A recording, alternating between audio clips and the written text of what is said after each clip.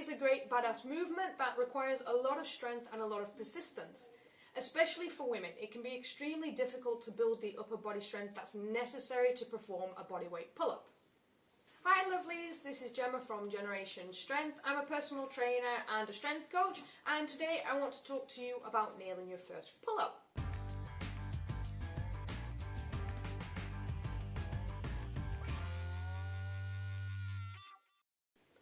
The pull-up is a great badass movement that requires a lot of strength and a lot of persistence. It's not like a squat or a deadlift where we can start performing these movements right away. Especially for women, it can be extremely difficult to build the upper body strength that's necessary to perform a bodyweight pull-up.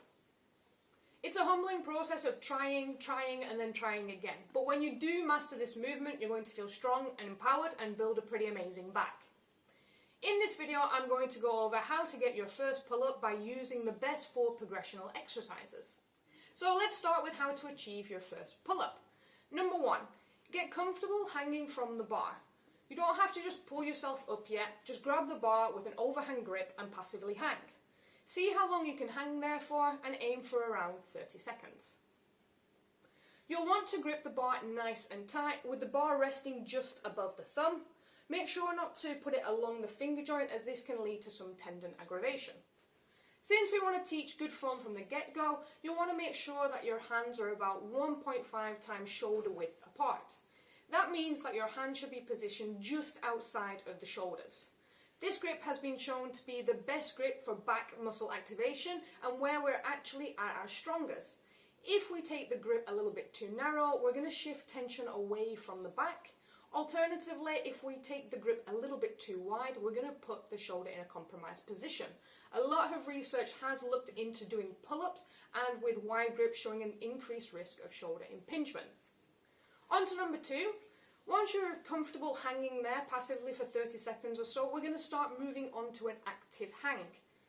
So with this movement, we want to actively pull the shoulders away from the ears by drawing the scapulars down and back.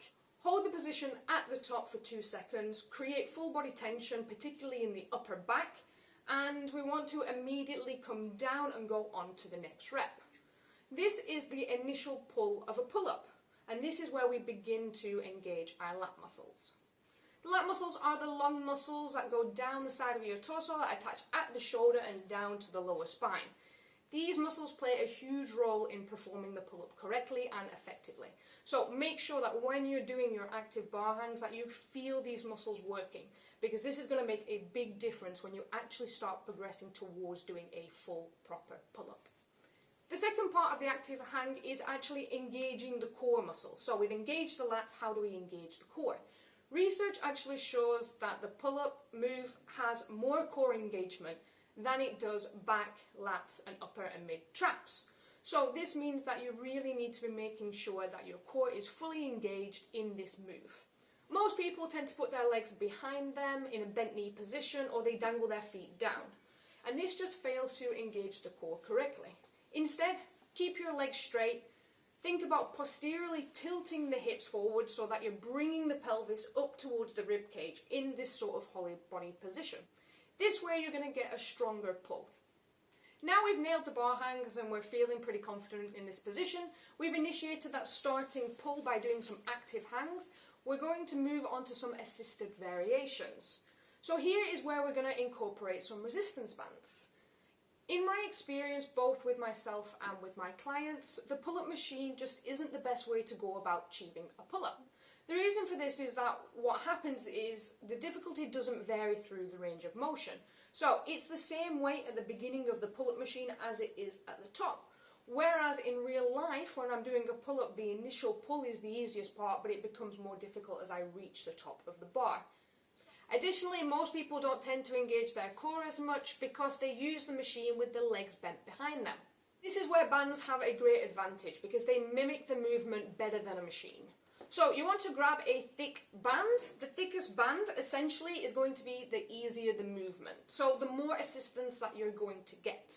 I recommend having 3 to 5 bands with different thickness. Starting out maybe at a 2-inch thickness, and then you're going to work your way down to a thinner band. So you're going to step inside the band, both feet straight, and pull yourself up. Try not to use momentum. Think about driving the elbows back and down instead of using your forearms and your elbow. Once you can perform 3 to 4 sets of about 6 to 8 reps with the thickest band, then you're going to move on to a slightly thinner band. Complete the process again, 3 to 4 sets of 6 to 8 reps, and then you're going to continue down to a thinner band, 3 to 4 sets for about 6 to 8 reps. What you may find is that when you move on to a slightly thinner band, that the movement becomes very difficult and you regress a little bit. That's fine, work with where you are. You might find you can only do 2 to 3 reps at that band. Just keep doing that for 2 to 3 or 4 sets until you can get yourself up to those 6 to 8 numbers. The goal is to work your way through the bands until you can perform 6 reps or so on the thinnest band. From there, you are ready to start your first proper pull-up without the band. Now, the last thing I want to talk to you about is using different grips that you can use to perform the pull-up.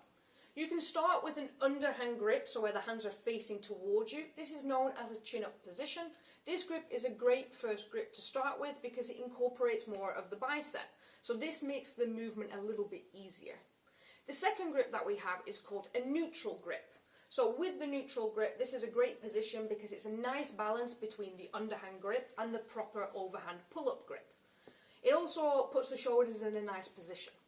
So that can be your second grip after you've worked through the underhand grip.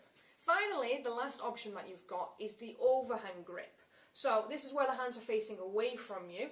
It's the most difficult grip to perform because we're taking out the recruitment of the biceps and we're focusing solely on the back. I really hope this video helped you out, and just to give you a quick recap of the progression, first you want to start with doing some passive bar hangs, aiming for around 30 seconds. From there I'm going to move on to an active bar hand where I'm taking the shoulders back and down away from the ears. Here I'm helping myself to engage the lat muscles so I can begin that initial pull of the pull-up. From there I'm going to move on to my resistance band, starting with the thickest. I'm going to complete 3 to 4 sets of around 6 to 8 reps. I'm going to work my way down through the resistance bands until I can perform about 6 on the thinnest band.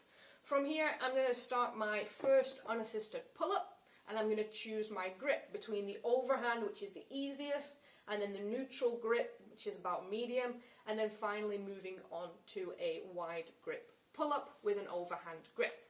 If you're in between assisted and unassisted pull-ups and you can't quite make the transition, I do recommend starting with the underhand grip. Additionally, on top of that, you might want to look into doing some negatives. So negatives are where I jump or I allow myself to go up above the bar. So I'm holding and then I come down slowly 3 to 4 seconds. What this is going to do is going to train the muscles to help hold you above the bar and come down slowly. So we're getting a little bit of a mind-muscle connection, more than we would if we were just doing it with a machine. On top of that, you want to try to train your back at least 2 times a week using some form of resisted strength training. If you enjoyed the video, give me a like and comment below on how you're getting along in your pull-up journey. Until next time, thank you.